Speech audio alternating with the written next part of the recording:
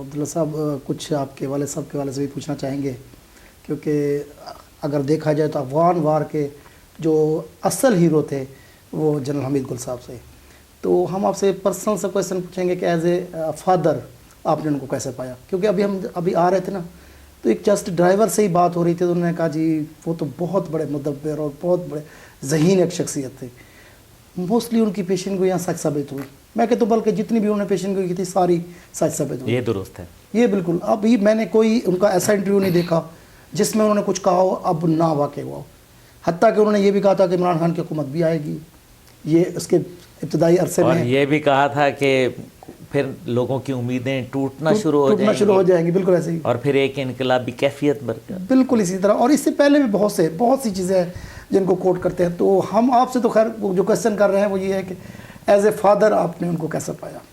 الحمدللہ جی، میں نے آج جو بھی ہوں، میں اپنے والدین کی جوتیوں تو فعل ہوں، انہیں کی تعلیمات کے نتیجے میں آپ کے ساتھ بیٹھا ہوں۔ اس قوم نے بہت محبت دی ہے، مجھے عزت دی ہے، میں مشکور ہوں، اور میں اپنے والدین کا مشکور ہوں۔ اللہ تعالیٰ نے میرے پہ بڑی عنایت کی کہ مجھے ایک ایسے گھرانے میں پیدا کیا کہ میں نظریں اٹھا کے لوگوں کے سامنے کھڑا ہو سکتا ہوں۔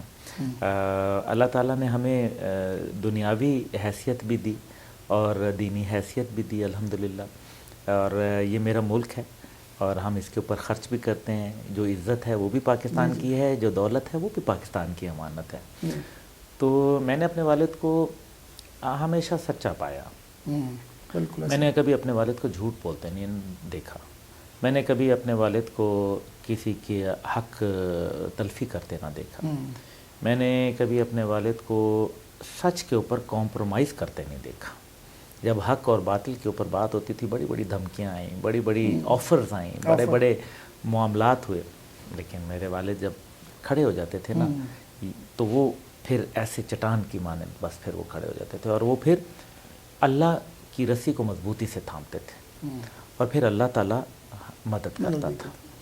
تو میں یہ سمجھتا ہوں کہ وہ اصول پرست انسان، اور یہ بھی میں آپ کو بتاتا چلوں اور میں آپ کے ساتھ وعدہ کر رہا ہوں کہ وہ ہمیشہ کہتے تھے کہ میں اگر ان کو کوئی کہتا تھا نا آپ ریٹائر ہو گئے تو وہ بڑا ناراض ہو جاتے تھے، میں کیسے فوجی کیسے ریٹائر ہو سکتا ہے؟ میں نے جو قسم کھائی ہے پی ایم اے میں اپنے ملک کی وفاداری اور اپنے ملک کی جو سلامتی کے لیے، وہ قسم ٹوٹتی تو نہیں ہے۔ تو کہتے تھے کہ جب تک میں زندہ ہوں تب تک یہ قسم قائم رہے گی، اور یہ آپ سب گواہ ہیں کہ انہوں نے وہ وعدہ قول اپنا نبھایا۔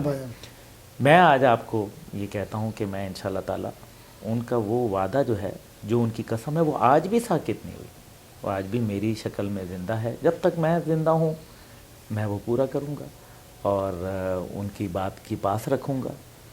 میں نے ان کو بہادر پایا، بہت زیادہ نڈر، اور پوری دنیا آج تو امریکہ ذرا سا کیا دباؤ ڈال دیتا ہے تو ہماری حکومت کے گھٹنے جو ہے وہ کانپنے لگتے ہیں۔ پورے امریکہ نے زور لگا دیا، ان کو جو ہے وہ انٹرنیشنلی ان کو ٹیررسٹ ڈکلیئر کروانے کی یونائٹڈ نیشن میں کوشش، بڑے بالکل منصوبے بنائے گئے تھے، اسامہ بن لادن کے ساتھ لا کے کھڑا کرنے کی کوشش کی گئی، اور بڑے بڑے منصوبے بنے، اور پھر چائنا نے ویٹو کر دیا اس کے اوپر 2 دفعہ۔ تو میں سمجھتا ہوں کہ انہوں نے اللہ پہ بھروسہ کیا، اور اللہ تعالیٰ نے اپنے بندے کو نا امید نہیں کیا اور مایوس نہیں کیا۔ اللہ تعالیٰ نے پھر ان کو جو بھی عزت اور مقام، اور آج جو بھی مقام لوگوں میں، بہت سارے لوگ ہیں اور بہت سارے ایسے سینئر افسران ہیں جو کہ آج زندہ بھی ہیں اور بڑے بڑے عہدوں پہ قائم رہے، لیکن آج وہ زندہ تو ہیں لیکن ان کا نام نہیں ہے۔ اور میرے والد الحمدللہ جو ہے وہ آج زندہ ہیں، قوم کے دلوں میں زندہ ہیں، قوم کی ذہنوں کے اندر جو ہے وہ ان کی باتوں کے نقوش جو ہے موجود ہیں، اور ان کی جو تڑپ اور خواہش، جو پاکستان کے ساتھ بے پناہ محبت، اللہ اور اس کے رسول کے لیے جو محبت میں نے اپنے والد کی دیکھی۔ میں بڑے بڑے علماء کرام سے ملا، میں بڑے بڑے ایسے مجاہدین سے ملا، لیکن جو عزم اور حوصلہ میں نے اپنے والد کی آنکھ میں دیکھا، میں نے نہیں دیکھا، میں نے نہیں دیکھا۔ بالکل صحیح کہہ رہے ہیں۔ یقین کا ایک اور ہی کوئی معیار تھا جو خدا تعالیٰ پہ یقین کرتے تھے اور پھر بھرپور ہی کرتے تھے۔ تو یہ ہے بات، باقی تو بہت ساری باتیں ہیں شفیق تھے، وفادار آدمی، اپنی اہلیہ سے وفا کی. میری والدہ 33 سال کینسر کے عارضہ میں مبتلا رہی ہیں، اللہ ان کی غریق رحمت فرمائے. آمین. 19 اکتوبر 2019 کو ان کا انتقال ہوا. میرے ہاتھوں میں چلی گئیں اور انسان بڑا بے بس ہے، لیکن انہوں نے وفاداری کی. میرے والد ان کو ہر جگہ ساتھ گھسیٹ کے آہستہ، وہ کہتی تھیں میں بیمار ہوں، کہتے تھے نہیں تم چلو، اور ان کو لے کے جاتے تھے، ساتھ لے کے جاتے تھے. ان کے آپریشن ہوئے، سب کچھ ہوا، بہت تکالیف گزاری انہوں نے.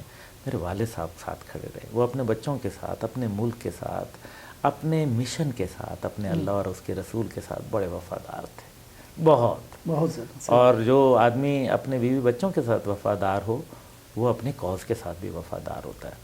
تو میں سمجھتا ہوں کہ بہت انہوں نے قربانیاں اس لحاظ سے دیں، اور بہت کچھ ان کو چیزیں کہی گئیں، لیکن پاکستان کی کبھی بھی انہوں نے جو محبت تھی اس کی خاطر کمپرومائز نہیں کیا.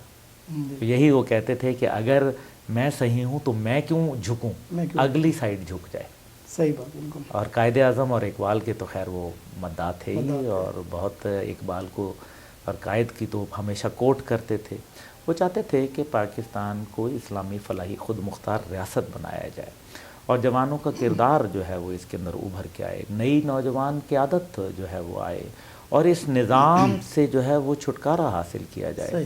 اور عمران خان صاحب کو بھی جو انہوں نے شروع میں پروموٹ کیا، شروع میں 90s کے اندر، اس کی بنیادی وجہ یہ تھی کہ وہ چاہتے تھے کہ ایک نئی چہرہ جو ہے وہ آئے، اور ایک اس سسٹم کو جس کے اندر اللہ کی حاکمیت اعلیٰ اور قرآن اور سنت کی بالادستی موجود ہے آئین پاکستان میں، اس کو نافذ کیا جائے.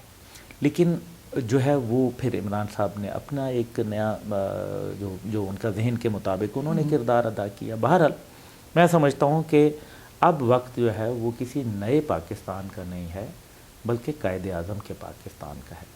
کیونکہ قائد اعظم کے پاکستان کے اندر ہماری جغرافیائی حدود جو تھیں وہ تبدیل نہیں ہوئی تھیں. پہلے 71 میں اور پھر بعد میں 2019 5 اگست کو پاکستان 2 دفعہ جو ہے وہ 2 لخت ہوا، اور نظریاتی حدود جو ہے ان کے اوپر بھی وار کیا جا رہا ہے، اور بہت ساری ہماری جغرافیائی حدود تو نیا نہیں، قائد کا پاکستان میرے خیال میں. اور ساتھ ہی ساتھ یہ ہے کہ وہ پاکستان جس کو خطہ زمین دیا گیا، لیکن آزادی ابھی ہمیں لینی ہے تاکہ ہم اپنے فیصلے اپنے ملک میں کر سکیں. یہ نہ ہو کہ کل کو کوئی ہمیں ملیشیا میں جانے سے روک دے یا کسی اور جگہ پہ اپنا عمل کرنے سے روک دے. یہ ٹھیک نہیں ہے. ہم ایک نیوکلیئر ریاست ہیں، عالم اسلام کی سپر پاور ہے واحد، اور پاکستان کے پاس بہترین وسائل موجود ہیں. پاکستان کے اوپر آپ موسم دیکھیں، آپ پاکستان پہ معدنیات دیکھیں، آپ پاکستان کے پاس ماشاءاللہ پانی کی فراوانی دیکھیں، آپ جو ہے وہ کھیتوں کو، کھلیانوں کو آپ پھلتے پھولتے دیکھیں، فروٹس ہیں. دنیا میں تو 2 موسم ہوتے ہیں ٹوٹل، تو ہمارے پاس تو اللہ تعالیٰ نے اتنا. اور پھر ساؤتھ ایسٹ ایشیا کے ہیومن ریسورسز ہیں، سینٹرل ایشیا کے نیچرل ریسورسز ہیں، گیس اور آئل کے جو ہے ریسورسز ہیں ہمارے اس سائڈ کے اوپر. تو ہم تو بہترین جگہ پہ بیٹھے ہیں. اور پھر چین جیسا ہمارا ایک دوست ہے، سی پیک کا منصوبہ ہے.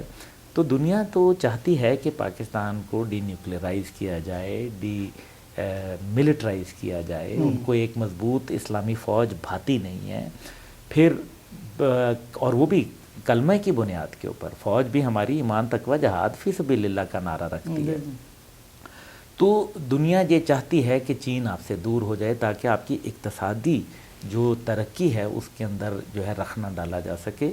تو میں سمجھتا ہوں کہ وہ خواب جو میرے والد نے دیکھا تھا، ایک عظیم پاکستان کا، ایک ایسے پاکستان کا جو خود مختار پاکستان ہے، ایک ایسا پاکستان جو دنیا کی قیادت کے لیے پیدا ہو. ان کو یقین تھا ایمان کی حد تک کہ پاکستان دنیا کی قیادت کے لیے پیدا ہے، بالکل، اور اس کے جواز تھے ان کے پاس. تو میں سمجھتا ہوں دس از دا ٹائم کہ ہمیں اب چہرے نہیں ہے، اب نظام تبدیل کرنا پڑے گا. اس نظام کے اندر اچھے لوگ بھی آ کے برباد ہو گئے اور مزید خراب ہوں گے، کیونکہ یہ جو ایک نظام ہے اس کے اندر مفادات ہیں، اس کے اندر موروثیت ہے، اس کے اندر جو ہے وہ ملک کو نہیں بلکہ اپنے پیٹ کو دیکھا جاتا ہے. بالکل ایسے کر رہا ہے. تو پاکستان جس کو انتہائی ضروری ہے کہ ایک آزاد خود مختار عدلیہ ہو اس کے پاس، جو غریب اور امیر کا فرق نہ کرے، جو مشرف کے لیے انصاف ہو وہی عام آدمی کے لیے بھی ہو. اگر 6 سال کے بعد عدالت کو یہ پتہ چلتا ہے کہ یہ عدالت ہی غلط بنائی گئی تھی، تو پھر وہ جو پیسے اس کے اوپر لگائے گئے تھے جو تنخواہوں کی مد میں اور باقی میں، تو پھر وہ واپس کر دیے جائیں.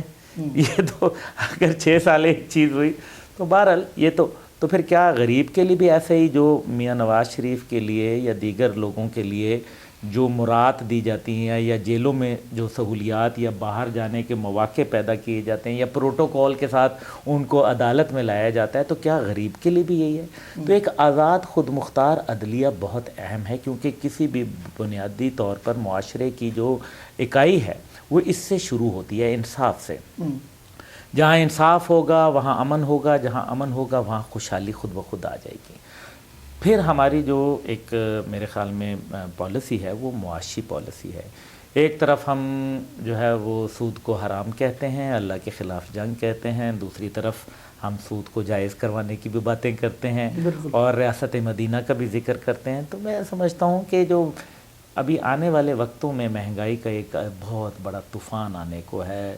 ہماری طرف سے جو مزید IMF اور ورلڈ بینک کے اندر جس طرح سے شرائط کہی گئی ہیں، جو کہا ہے کہ مزید قرضے نکالو، اس قوم میں بیچاری میں کوئی سکت ہی نہیں رہ گئی. کاروبار بند ہیں لوگوں کے، نوکریاں ختم ہو رہی ہیں، روزگار کے مواقع جو ہے وہ کم سے کم ہوتے چلے جا رہے ہیں. کہاں سے نکالیں اس قوم سے؟ جناب جنہوں نے چوری کی ہے ان سے نکلوائیں.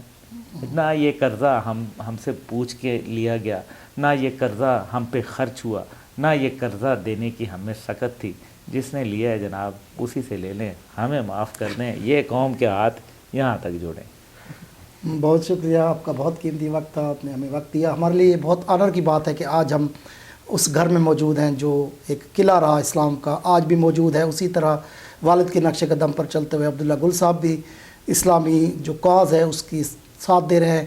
گو کہ جو حکومت وقت ہے وہ اس طرح نظر نہیں آ رہی، اس طرح کی قوتوں کی سپورٹ کرتی ہوئی، لیکن پھر بھی ان حالات میں بھی آج بھی وہ ان کے ساتھ ہیں. تو ہم ان کا شکریہ ادا کریں گے اور سلام پیش کریں گے ان کے والد صاحب کو بھی اور ان کو بھی کہ آج بھی وہ ہماری اسلام کے لیے اور وطن کے لیے انتہائی خلوص کے ساتھ کوشش کریں. بہت شکریہ. بہت شکریہ آپ کا. بہت